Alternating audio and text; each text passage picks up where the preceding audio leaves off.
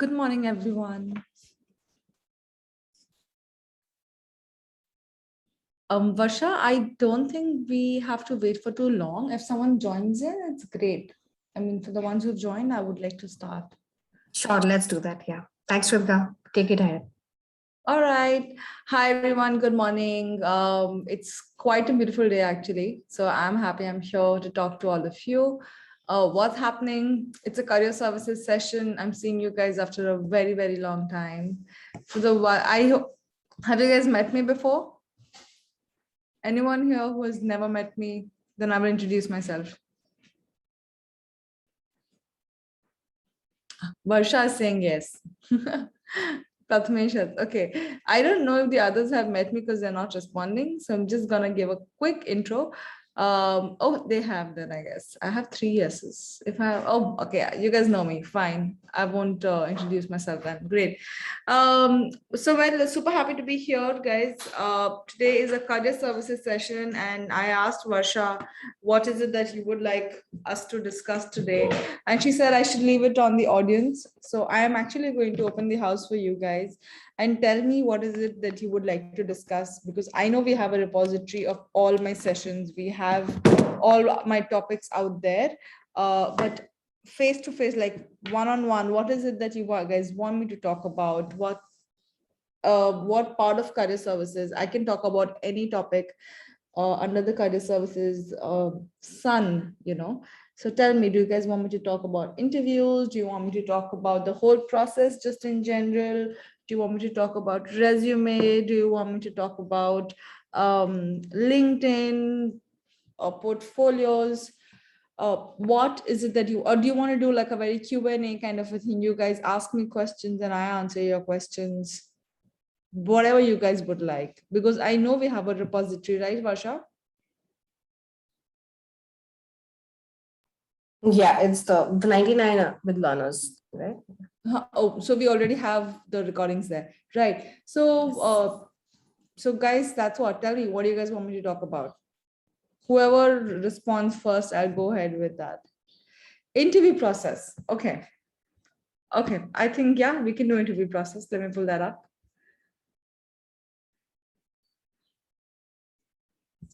Does that work for everyone?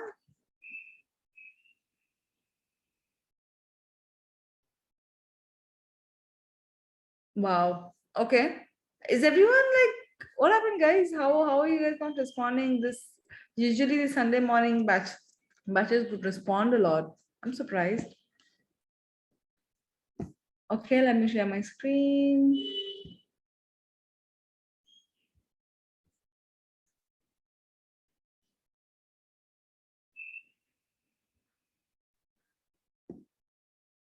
Can you guys see my screen? Yeah, itna to respond. Thank you. Thank you. Okay. All right. So yeah, Grey Atom with today, we're going to talk about interview process. So tell me, what is it that the companies really, really want? What is it that they're looking for when they're hiring? And believe me, I have a lot more perspective than I had earlier, because lately I've been looking at a lot of different organizations that are hiring. So let me try to bring all of that perspective when I talk to you guys today. What do you think companies want? You guys have to respond to me, guys. I won't know.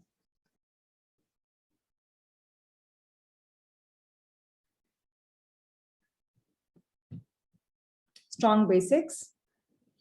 Okay, yeah. So Prasad, this is something I've discussed earlier also, that yeah, strong basics, foundations, all of that is true. But how do they want you to express that, right? How will they check that?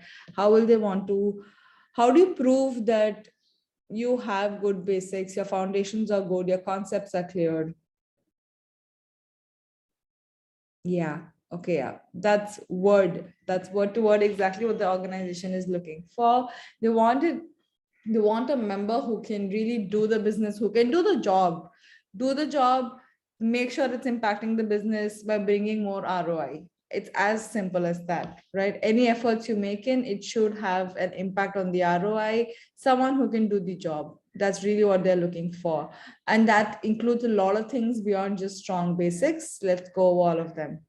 They're looking at someone who has the necessary skills. It's both tech and non-tech. It's never only that, I'm looking for someone who has just they're just looking for someone who knows how to get the job done, without talking about someone who knows how to work in a team, without someone who knows how to delegate work. If you are in a managerial role, they expect you to be able to delegate work and not operationalize everything yourself.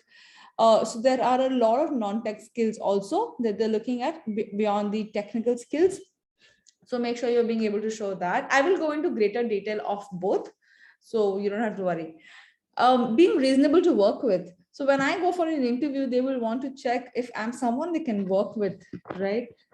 They would want to check if I'm someone who can express what's happening. I'm someone who can who's not going to be difficult in terms of a new project or with an idea. I'm not going to be stubborn with a solution. No, yeah, this is the best solution. This is what I want to do. These are that's the kind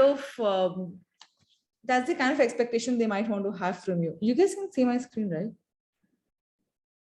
It says it's paused, but I haven't paused my screen. Okay, never mind.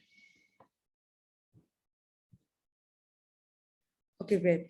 Yeah, they're also looking at someone who's able to get things done. That is someone who looks at the closure of items. You're not someone who just talks about opening a project and presenting a solution, but not really getting there. There are a lot of people who join. No, I did not. Okay. There are a lot of people who, they start a project, they show all enthusiasm, they're all excited that, okay, let's do this. They come up with different ideas to solve the problem, but they don't really see the project to the end because they get bored midway and they want to jump to a different thing. Or sometimes the solution that you've come up with might not work out and they would want to see how you come with different solutions because the first one did not work, instead of just giving up on the project. So they want people who have the necessary tech skills, non-tech skills, people who are reasonable to work with, and of course, being able to get things done. These are some of the things that they are always looking for. Okay. Let's talk about a typical data science interview process, right?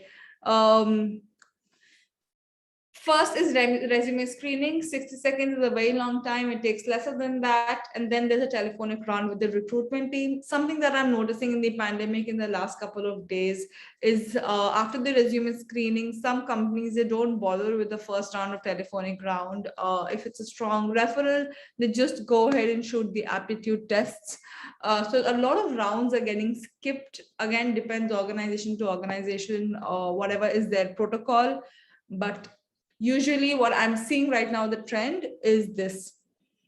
And at other times, I've also seen that the HR is doing almost all the rounds and only one round happens with the technical manager, or the technical round is only one round.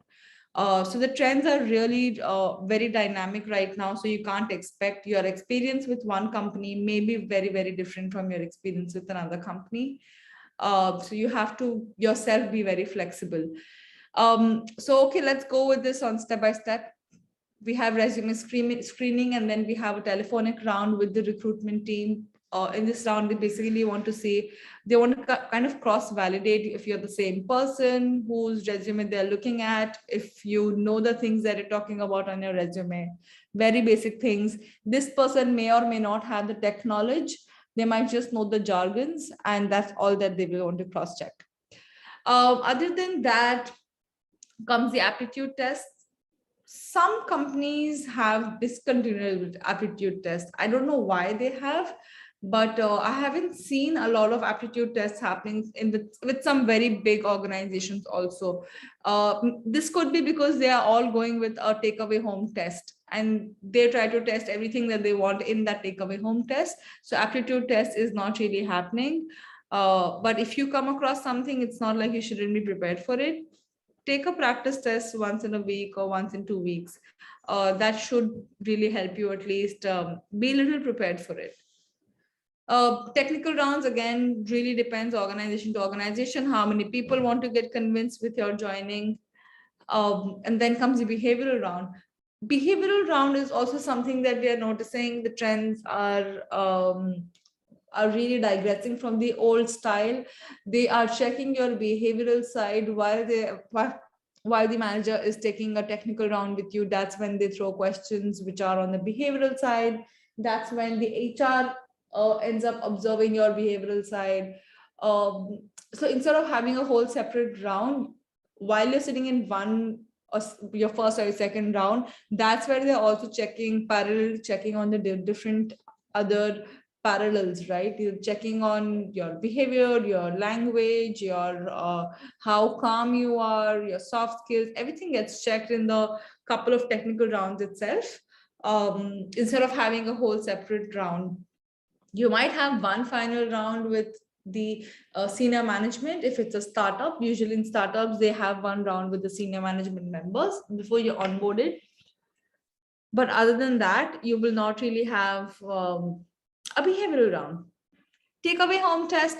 Come on, guys. I think by now you would have done enough takeaway home tests with Creatum also, enough hiring challenges, enough competitions. So you know how these work.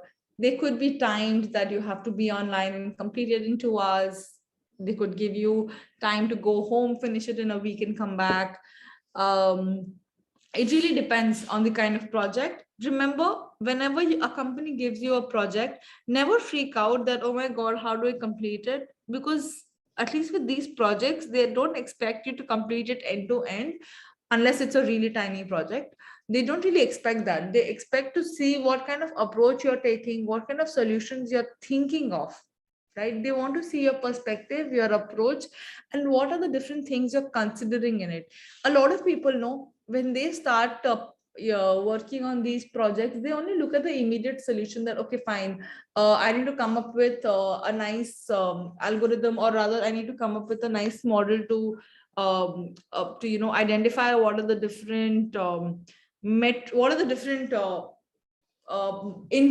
insights I can get from this particular data. So let me come up with a very complex model. But they don't realize they're hampering time, they're hampering a lot of different things like budget and all of that. So when you are thinking of a solution while you get creative, any company will want to hire someone who's also looking at the company's investment, who's also looking at how much time this will take, who's being mindful about all the other things that might impact a business, right? So your approach is really, really important. And of course, your tech skills should shine. Sometimes, even if you have not taken into consideration the other pointers that I just mentioned, if you're just like showing a report, or if you're showing a solution which is really dynamic and really shows your tech skills, they're going to be okay. They might be okay with it, thinking that, okay, you learn the other sides of the business. So make sure that something is shining through, right? That's for takeaway home tests. I'm going to check chat if I've missed anything. No, okay. Present solution. Yeah, this is to validate you're the one who did the project and not somebody else. And then the HR discussion round. Do we have any questions on this?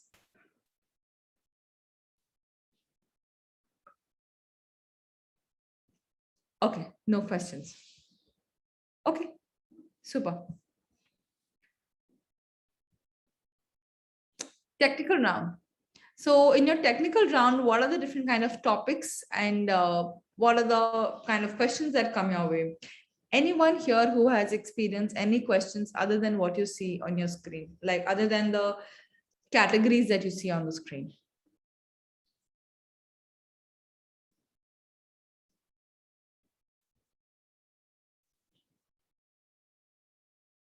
Okay. Okay, I'm going to assume that you haven't, because I haven't received any response. How to prepare for a question like switching careers and working as network engineer. Okay, yeah, I will come to these questions. Great question, Prasad. So let me answer these first. I will take that. If guys, there's any other very different tech question that's coming your way, put that in over here. I'll try to answer that, and then I'll move to behavioral questions or other non-tech questions.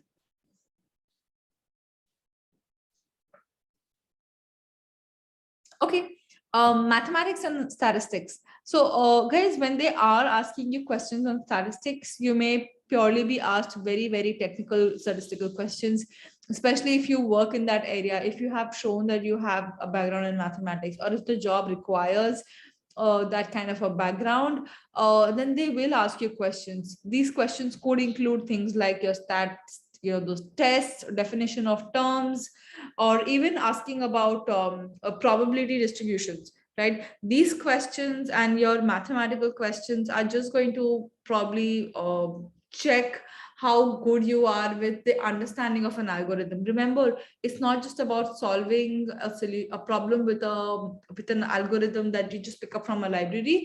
You need to have an understanding of why that algorithm is working, and that comes across only when you have good hold of maths and stats. So a lot of companies which have been doing data science for a while and they are not new to this, if there is a project running, they will probably want to check this side. For companies that are new and are exploring data sciences, they might not go so technical with stats, but other companies would. I can think of a lot of companies that would want to ask you stats questions. For machine learning, they would probably ask questions about algorithms and what they mean, or rather how, or what is the approach that that particular algorithm is taking, why is this algorithm better than another, different methods of using machine learning algorithms, and of course the general expertise in really using them in practice. When do you use what? That kind of questions might also come your way when it comes to machine learning. Let's move to databases and programming. Here we have SQL, R, or Python, right? How many of you know R?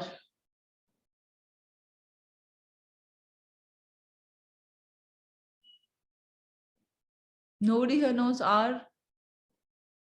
No, that's fine. I wanted to check if you guys are understanding when I'm asking this question. So guys, so believe me, R is super stats based, right?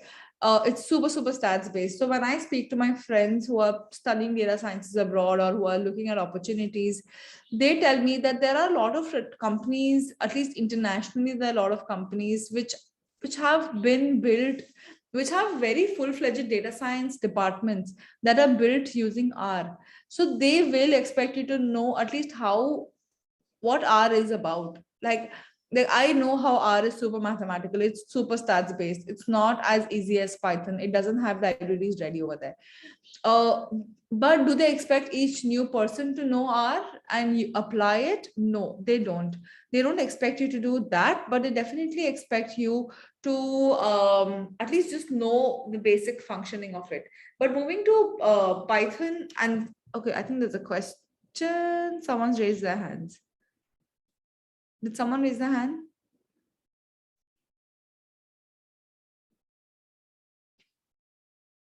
Oh, I don't know why it showed that. Okay, no problem. All right. But moving to SQL and in general R and Python. So in almost all data science interviews, right, you will be asked questions on databases in SQL, right? The knowledge is required. SQL. I hope you guys know SQL, guys.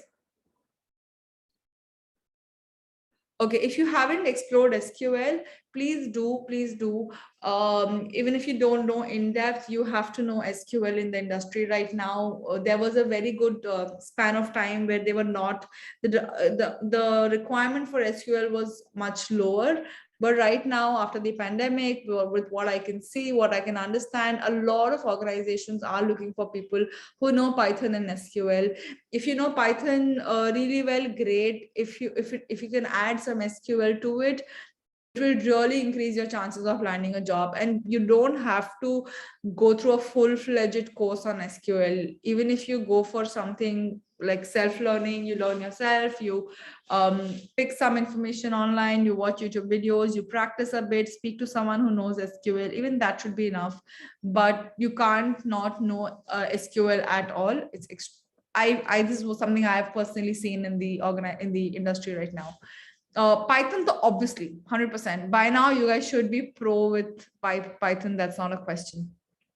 Now, your knowledge for SQL is usually needed for most jobs, and being familiar with this just helps you get started with your role very, very quickly, because they will not want you to go and take another course and come back. Just be ready to answer such questions. For Python, companies are usually willing to hire, and they are really, they might expect you to train their previous employees on Python. That has also happened, because Python is the way to go. That's what the world is looking at in the going forward. But they might be very loyal to R. So it's good if you have some idea of it, and if you can help the whole team move ahead with your knowledge in Python. This is just something that I've seen. You don't have to know these things in very, very great detail, but it's simple, guys. Like for psychology, uh, I'm a cognitive analytic therapy psychologist, but I also need to know how psychoanalysis works. I also need to know how behavioral therapy works, right? I just need to know them a little bit. If I don't, then I'm not being true to my job. Same for career coaching. I need to know your industry a lot better than I know mine.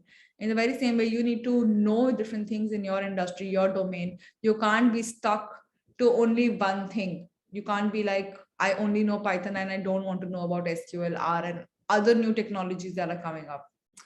If you want to grow fast, that is. All right. Business domain experience. What is business domain experience, guys? Anyone here?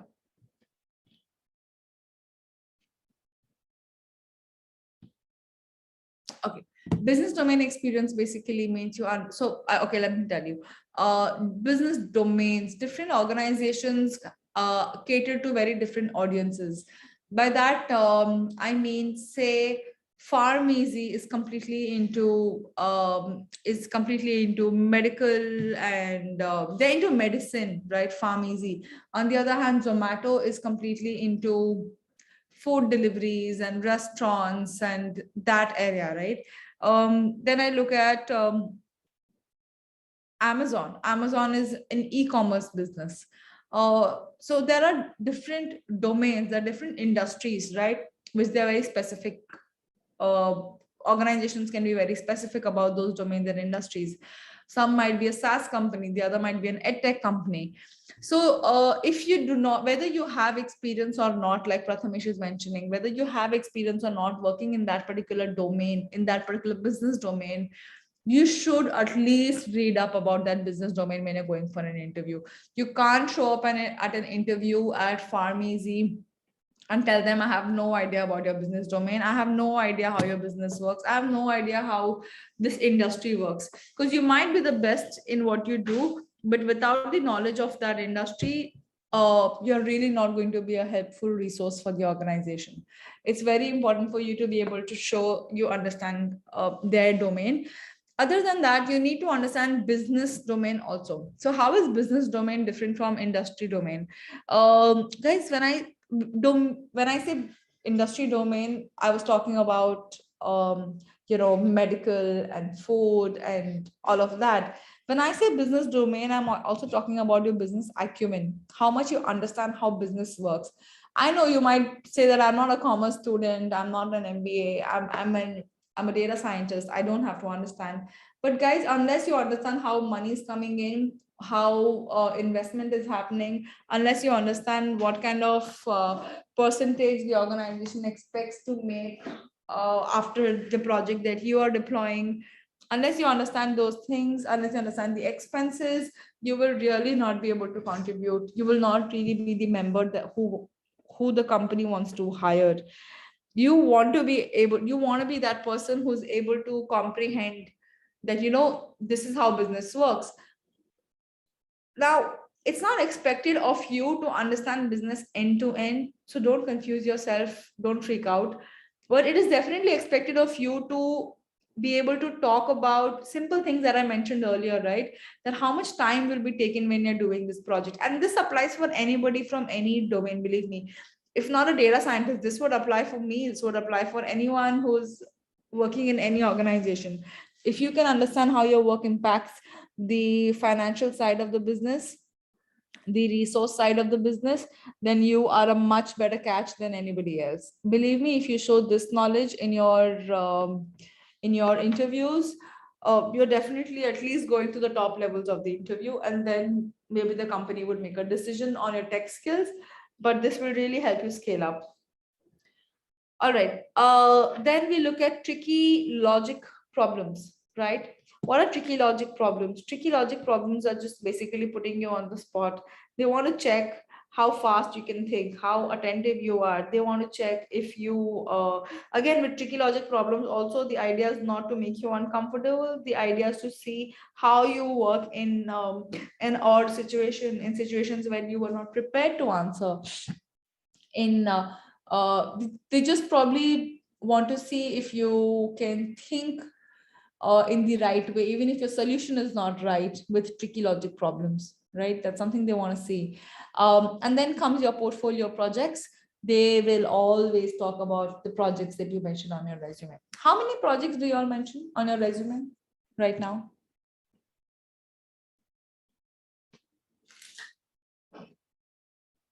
No, if no one's answering that, does that mean zero? One hackathon. Okay. Okay, so I'm going to assume that Prasad has spoken for everybody else because nobody else is responding. So one hackathon. Guys, if you guys have added only one hackathon project on your resume,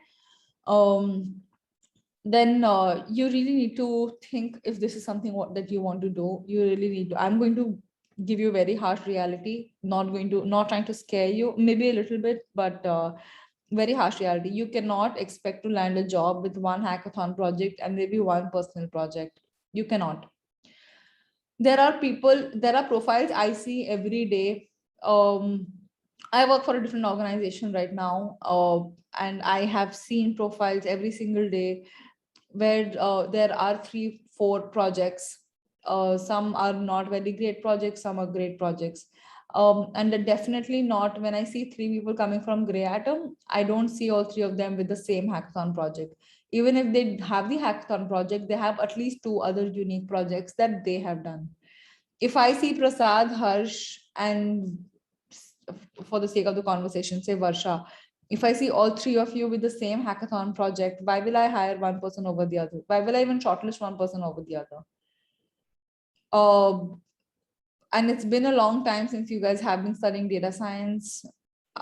There should be no excuses. You guys cannot put one hackathon project on your profile. I'm really being very, very candid over here with you guys. Something for you guys to think about. Please try to work on more projects and add them. Ideally, there should be 3 projects at least.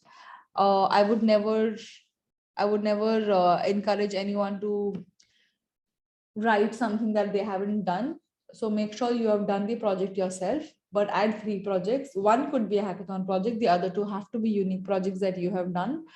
And one of the 3 projects that you're mentioning should be a portfolio project. When I mean that, it should be a star project that you're damn good at it. I'm assuming everybody here is looking for a job, and that's why we are all here. So guys, you need to really get your game together. And there's a lot of competition out there. Which is great competition, because if you're good with your work, you shouldn't have to worry. But you want the world to see your work. With one hackathon project, the world will not see your work. Okay. I was talking about the portfolio projects. They will want to grill you on your projects. They will want to ask you all questions left and right, which is why if you don't give them enough, they will not have enough room for questions. And then they'll go to projects that you have never done, somebody else has done, and they will ask you questions on those projects, and you will not have the answers because you would have been given the project's description right while you're in the meeting. And that's going to be a difficult situation, right? So these are some of the things that comes in your technical round. So this is an example. Which one do you think is the right answer, guys?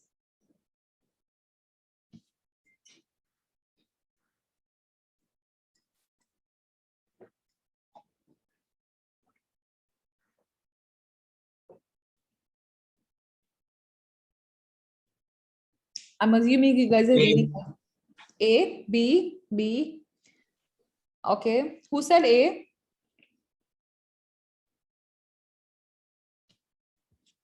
Wow, people get scared. I'm not putting your. Okay. So A is actually the right answer. Technically, A is the right answer, which is why I asked who has said A. But B is just a better explanation, right? A is the right is the technically right answer, but B shows the approach, which is why B would be a preferred response. Now, can I explain this technically? No. But this is my understanding when I asked Saurabh, the data scientist from Greatom, and now he's with Rapido.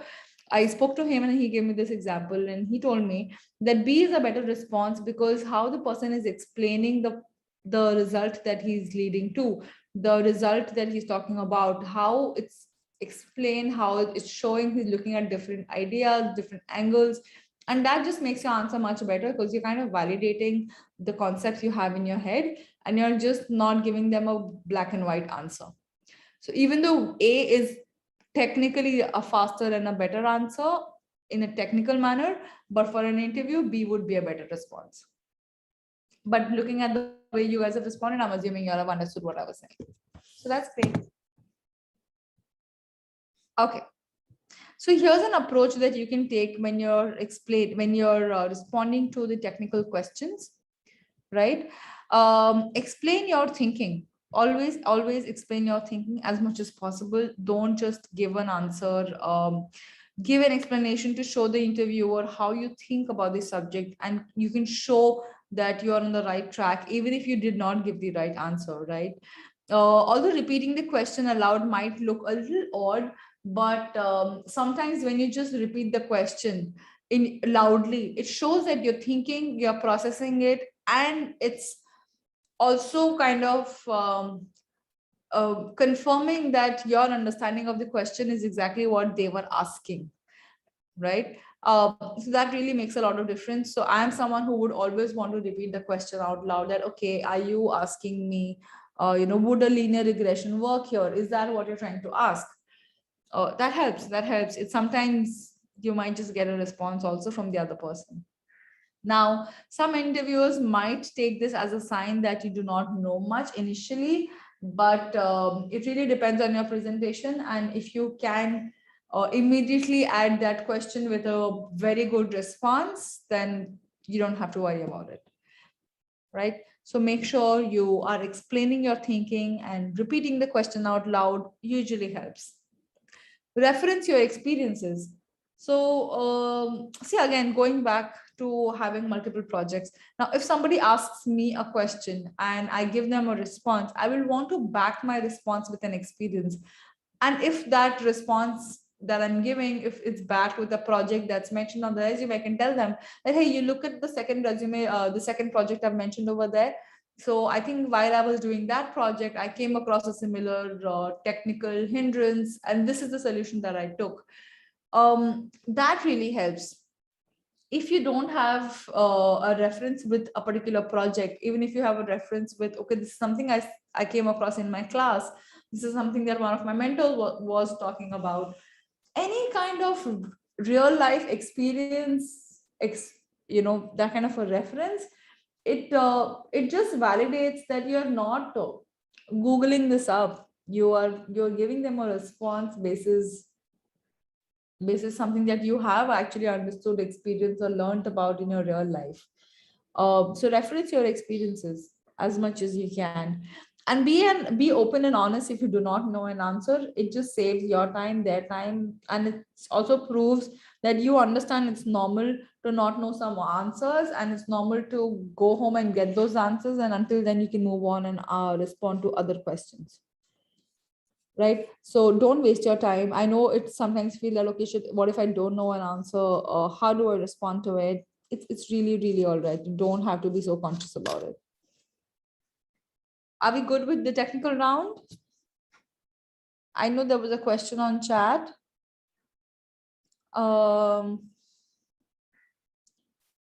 There were some questions from Prasad and Harish. I will take them with the behavioral round.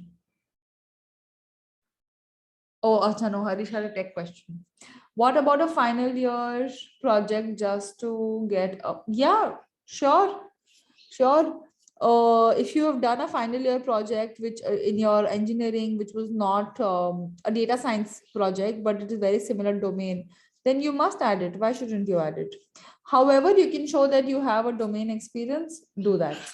But again, Harish, while you do that, make sure you are also adding enough data science projects, right? It shouldn't look like you're actually a fresher straight out of college. Even if you are, you've done a professional data science course, and that should shine through, that you know more than just a college student. There was another question by, wow, why did I miss it? Okay. How to prepare for questions like switching career as I'm moving as a network engineer in telecom field. So you firstly have a lot of domain experience, I'm sure, from the telecom department or that field, and now you're moving to data sciences. How do you prepare for this question? Firstly, what is the question? Is the question that why are you switching your field? Then you need to just talk about how passionate you are about data science and how you're exploring opportunities, and you're not being very picky about the domain. So that should be the first thing, like the first thing that I can think of. When I am asking you why you're switching your domain, I will want to hear about your passion towards this whole thing. Other than that, if there's a particular domain that actually excites you, then you might want to talk about that, this particular domain has always excited me, and while exploring a career here, instead of going with pure engineering, or pure network engineering, I decided to go with data sciences because of XYZ reasons. Will this question come your way? It will come your way, but the only way you can also show that you're good and you are the right person for it in spite of changing your domain is your projects. That's the only way, because think about it, man. When your resume goes across to the other person, he or she will just see that, okay, this person is a network engineer, and this person has, say, 5 years of experience in network engineering. Why should I hire him or her for data science? But if they see some 3 or 4 damn good projects out there, they'll know, okay, fine, this person knows this, so let me at least speak to this person, and then the field is yours to play on. Okay, so that's for your technical round. What happens in, oh, I accidentally stopped sharing my screen, my bad. What happens in the behavioral round? Any other questions from the technical round?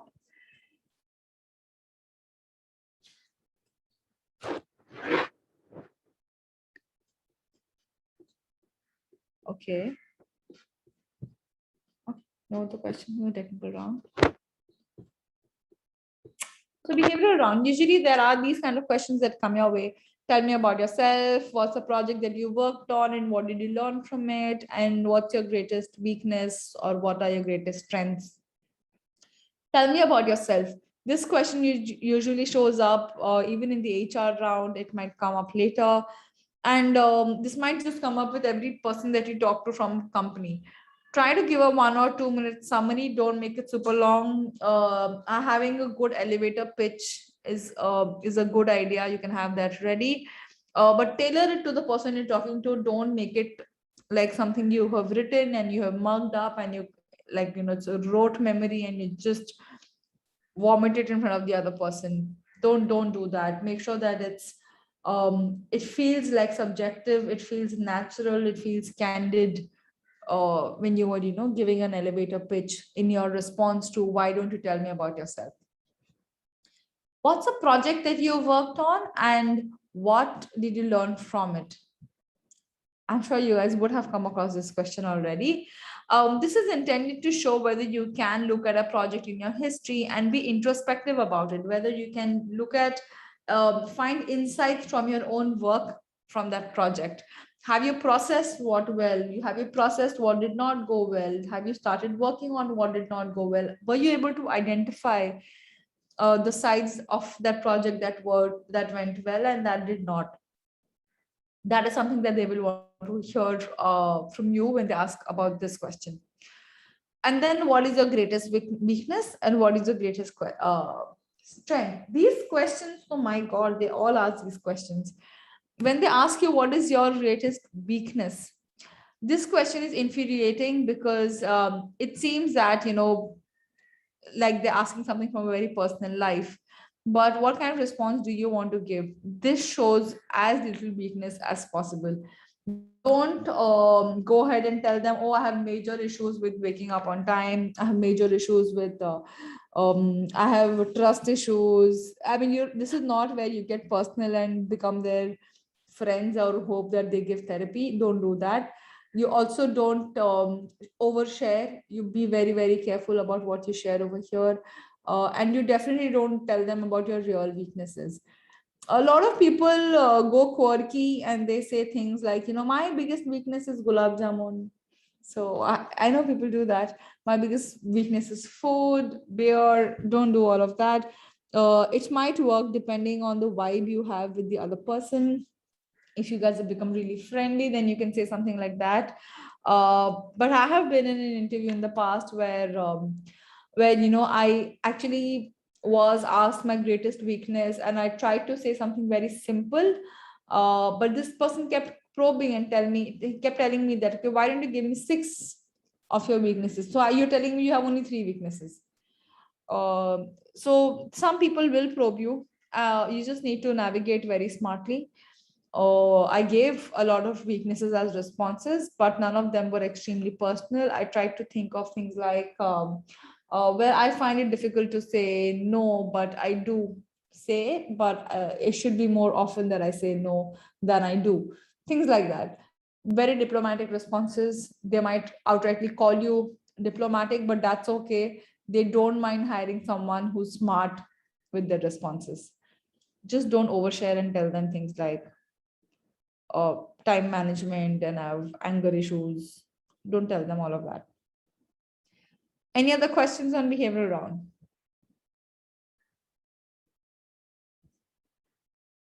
Okay. What can you do? How do you should be your take when you're answering these questions in the behavioral round?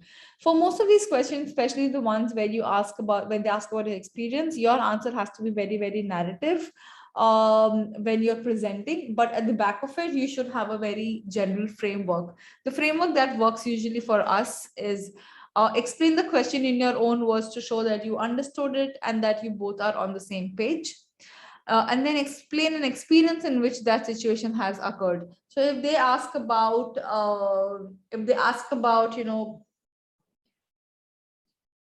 give me a situation where you were in a very where you were in a tiff with a manager, and how did you respond to that situation? So, or how would you respond to a situation like that? So try to give them an anecdote from your own life. If you're a fresher, then give them an anecdote with a senior or with like with the professor, something like that. But give anecdotes, relate them. And then definitely talk about the action that you have taken to resolve that problem, and what was the result when you resolved it. Were you not able to resolve it? If no, that's also fine. You tell them I wasn't, but this is what I thought I should have done. And maybe the next time something like this happens, I will try this particular approach. Being this candid is okay. That's what they say, right? There has to be a difference between being candid and being intimate. When you become intimate, you start sharing a lot of details, oversharing. But being candid is good because you are balancing it out. You are perfectly picking what information you want to share while you're still making it look like the other person is looking through a window into your life. Give a summary of what you've learned for every experience that they ask about, because that's what they want to know, whether you're someone who learns or not. Do we have any questions here?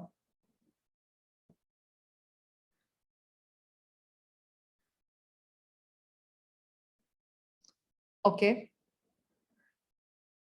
I'm going to have to ask this question every time, right? All right. So do you have questions for me? I am not asking this, but they ask these questions, right, in interviews. Do you have any questions for me? What kind of question, what do you ask when they ask this question? Do you have any questions for me? Anyone? Okay, you want to ask them about the job profile. That is, you want to know more about that particular job, right? Okay, what else?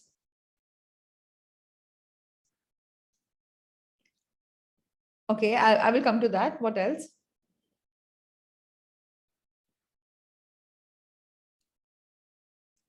Project related question, team structure. Okay, you're thinking on the right lines. About the organization. Yes. Okay, so these are some great questions. Function, work environment. Yes. Oh my God. Yes, so much. Great questions, guys. These are some good questions that you guys are asking and thinking of. But when you go, when you go with these questions, make sure you have also done some research. So, example, if you were to join, say, my organization, right, where I'm working right now, you can't come in. It would be odd for you to just ask a question in your interview that, okay, tell me, if you ask them that what is the culture like, okay, the HR, the talent acquisition team or the manager would be able to tell you.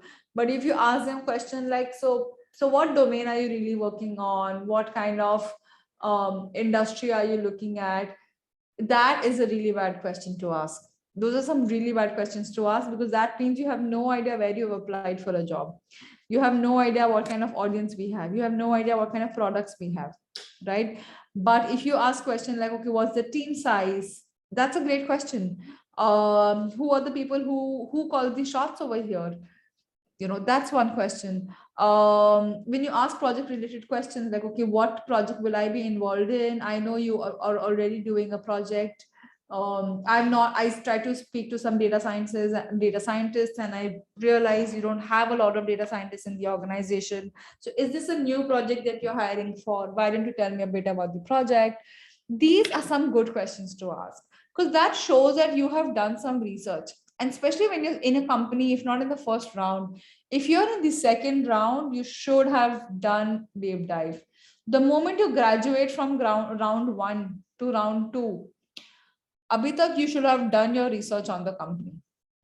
That way you're prepared for round three and round four also, right? So make sure you've done that research. That will help you ask questions better.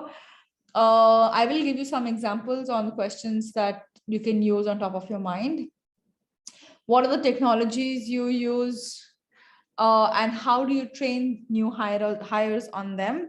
You can talk about the technologies you have and ask them that what are the languages that do you guys use? R? Do you use Python? Would you specifically want me to know something else also, something that I can probably prepare before I join? Or when I'm joining, what kind of training will you give me? Do I have more learning opportunities? Do you people run courses or give that kind of opportunity for us to upskill while we are within the company? That would be some good questions to ask. Who is the team who are the different stakeholders? What do you mean by stakeholders? Anyone here who knows what stakeholders mean?